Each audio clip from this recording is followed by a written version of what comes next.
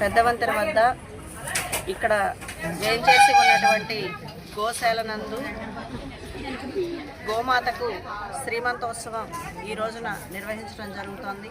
సువాసినులందరూ కూడా సత్తుపల్లి పట్టణంలో ఉన్నటువంటి ఆర్యవైశ్య సమాజానికి చెందిన వాళ్ళు మరియు తదితరులు అందరూ కూడా గోమాతకు శ్రీమంతం చేసి అమ్మవారి కృపకు పాత్రులయ్యారు.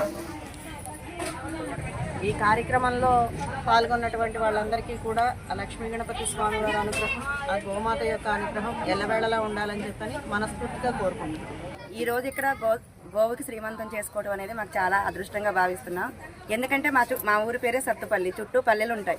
ఆ పల్లెల్లో ప్రతినిత్యం ఎప్పుడో ఒకసారి గో శ్రీమంతం అనేది జరుగుతూ ఉంటుంది. కానీ ఇక్కడ సిటీ అవటం వల్ల గోవులు అనేది చాలా, దానికి పోషణ అనేది చాలా తక్కువ ఉంటుంది.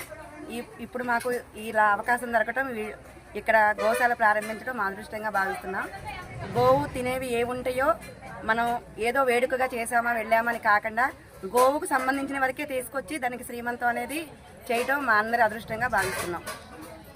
ముందు ముఖ్యంగా చలివిడి పెట్టాలి అన్నయ్య చెప్పారండి. ఆలయ అర్చక స్వామి వారు చలివిడి పెట్టామండి. చీరలు, జాకెట్ మొక్కలు అండి, అందరూ పసుంకాలు తీసుకొచ్చారండి. పండ్లు, కూరగాయలు, కొబ్బరి చెక్క, శనగ చెక్క అవన్నీ తీసుకొచ్చామండి. గోవుకి అరటిపళ్ళు, ఇంకా కూరగాయలు అవన్నీ తీసుకొచ్చామండి. గోవు ఏవి తింటే అవి దానికి సంబంధించినవి తీసుకొచ్చామండి.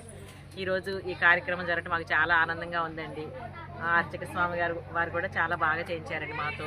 గోవుకి శ్రీమంతం, ఆ పూజ అవన్నీ షోడశోపచారాలతో ఈ పూజని మేమందరం నిర్వహించుకున్నామండి. ఇది మా సత్తుపల్లి ఒక శుభ సూచకంగా మేము భావిస్తున్నామండి. ఇది ఈ పవిత్రమైన ధనుర్మాస కాలంలో పురాణాల్లో, ఇతిహాసాల్లో గోవుకి చాలా ప్రాముఖ్యత ఉందండి.